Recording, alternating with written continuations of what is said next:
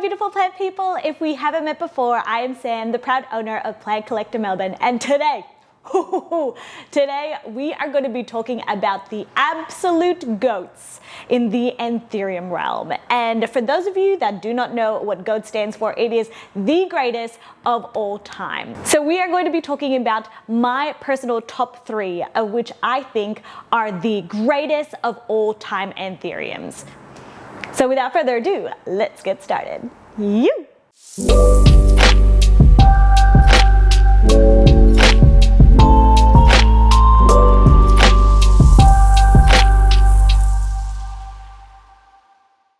Now, a little bit of a disclaimer before we get started, and this disclaimer is that I'm not going to be talking about cultivars. I'm specifically talking about species. So we are not going to be talking about Ace of Spades or anything like that. We are specifically talking about species. So I'd like to play a little game. Before I start showing you guys the plants, I would love to hear what you guys think the top 3 goats of all time, greatest of all time Anthuriums are. And let's just see if you get them correct or if we're on the same wavelength, because I feel like for some of you, you guys will be on the same wavelength. So we have 3 plants here. I don't know which order to do it in. I'm gonna do this one just because it's the closest. So I'm not going to be doing ones that is like the best of all time and the third, like we're not doing places. I'm just going to grab them. So the first one, my friends,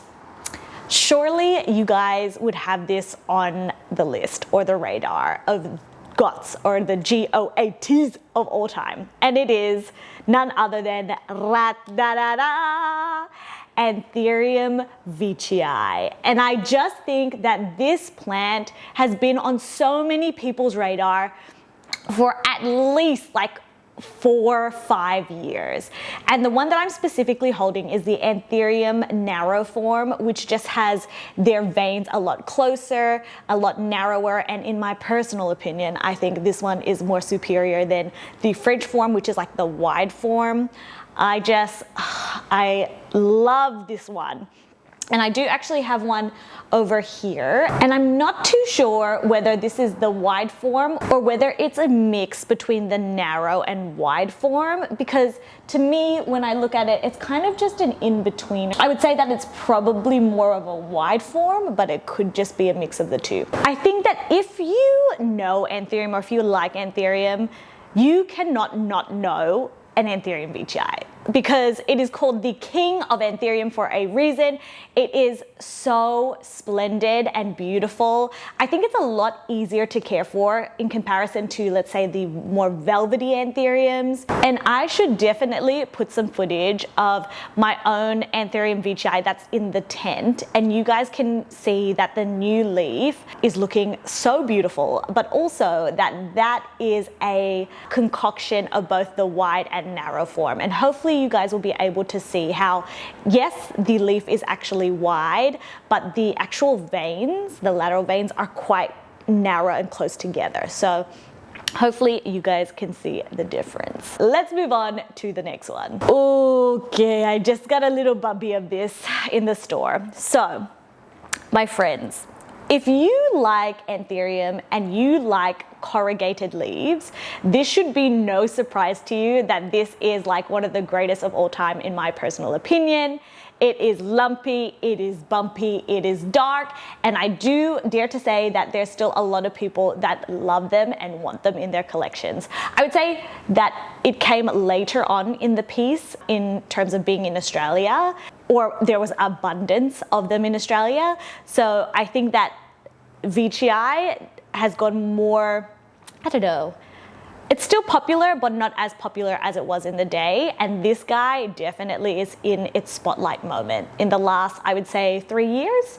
And it is none other than Anthurium luxurians. Let's just get a close up for you guys, shall we?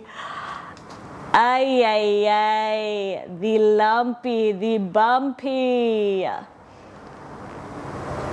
And although it may seem as though it is like a silvery, like what they call a platinum or silver lux, this one is a regular dark lux, but when they're smaller, they just come out this color. And I'm not mad about it. I think that it is a really stunning color. The petioles are so cool. They have, I think this one's like pent. There's 5 ridges in its petiole.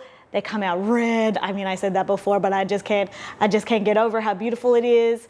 I have said this on my channel multiple times, and I will continue to say it again, and that is Anthurium luxurians can be considered a more difficult plant, but in my opinion, because again, it's not a velvety Anthurium, that personally, I think it is more of like the mid-tier rather than a really difficult plant. And that is because there are a lot of people that would go against me and say that it is an incredibly difficult plant and that they've killed it multiple times, numerous times. I actually have a lot of friends and growers that have had root rot with them and have rotted the stem, and that is how they have perished, unfortunately. What I actually think it is that if you are a underwaterer or tend to underwater, then Anthurium luxurians is actually an easier plant because I don't think that it actually requires as much water as, let's say, other Anthuriums. But if you are a overwaterer, then the plant is going to be quite difficult for you because it is so susceptible to rotting. And I do find that it doesn't need as much humidity compared to other ones. So Anthurium luxurians is an interesting one. I think that depending on who you are as a grower, this may be a super easy plant and it could also be a really difficult plant for you. But regardless, it is dark, it is delicious, it is corrugated. So of course, for me, I think that it sits at one of the top of greatest of all time for Anthurium. My friends, this video is probably going to be incredibly short, but that's okay. I'm used to very long videos. So we are going to be doing the very last Anthurium. Can you guess who it is? So I've got 2 of them because there are different forms. So I wanted to show you both. I wonder if you guys got it. And it is Anthurium warocqueanum, baby. I mean, I can't talk about the king without talking about the queen, am I right? So I have 2 of them here. Here, my friends, we have an Anthurium warocqueanum, also known as the queen Anthurium, but this one is more, I would say, the typical form that is found here in Australia. It's wider, it sometimes can be quite dark, but most of the time it's like in a more of a green than a dark or black. But in saying that, of course, it depends on the actual plant that you have. It might have like a phenotype of being darker, but definitely can be more on the greener side and wider. Also, it could be because of its environment as well. And so the next one, which is my personal favorite of the 2, which is Anthurium warocqueanum, but the dark narrow form. So it's not just dark, it's not just narrow, it's both. And this guy, just take a look at him. Oh my goodness. Oh my goodness. You can see that there's like a bit of mechanical damage from when we got it from our growers, but that's fine. Look, oh my goodness.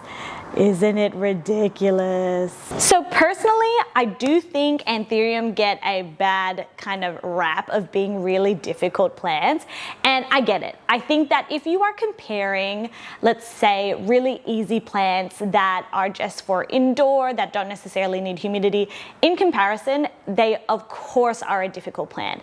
But I think that if you are or have been in the hobby or the collecting plants hobby for a while, I do think that once you kind of figure things out and how plants go, that Anthurium aren't insanely difficult. You just need to kind of figure out their conditions that they like, and then you're good.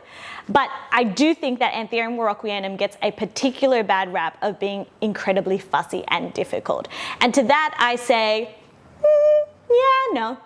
And I say that because, yes, that their, I guess, optimum conditions are very high humidity, great airflow, warm, and if they are compromised from this, they definitely grow suboptimally. I would say that there is a little bit of a caveat in that if you are getting an Anthurium warocqueanum, if you're just thinking about where it is coming from and its current conditions and environment, If it then goes into your conditions that are completely different, then of course it is going to freak out and possibly start losing leaves, shrivel up, yada yada, and it will freak. But in saying that, if your conditions are relatively similar, yes, the plant will stress because it's trying to navigate its new environment, but not too much. So I think that it is definitely something that you should think about when you're doing more plants that require lots of humidity, just to think about the environment that it is in, and is your environment similar to that. And the reason why I say that it is a yes and it is a no, because the no part is that I definitely myself, and I've also got some friends that have bought Anthurium moroccanums, and yes, the environment is not completely optimal. It might start to lose leaves, it might start to stress. So some of my friends have actually cut off some leaves just to try and alleviate the stress of the plant, being like, instead of holding like, let's say 4 or 5 leaves, let's just let them hold 2 and see if that will be of help to the plant.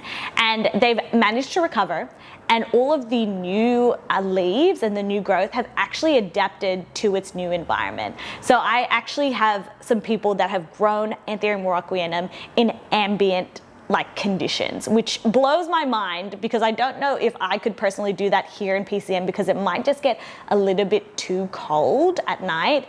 But some people have, and they have climatized them. You could absolutely go down the route of getting one and then just being a tough plant parent and say, look, you either make it or you don't. And sometimes, just sometimes, that the plant will be able to climatize. So that pretty much wraps up this week's video. I would love to know whether you guys got the top 3, like if we were on the same wavelength, if you said something else. Again, that this is more just to do with like the Australian market, what I've seen in the last, let's say, 5-6 years, and of course, my own personal opinion. I would love to hear your thoughts. Which one was your personal favorite from the video? If you guys are enjoying these like list plant videos, then I will leave our playlist just up here for you to continue watching if you so please. And I will see you guys in the next video. Make sure to like and subscribe, and I will see you in the next video. Bye!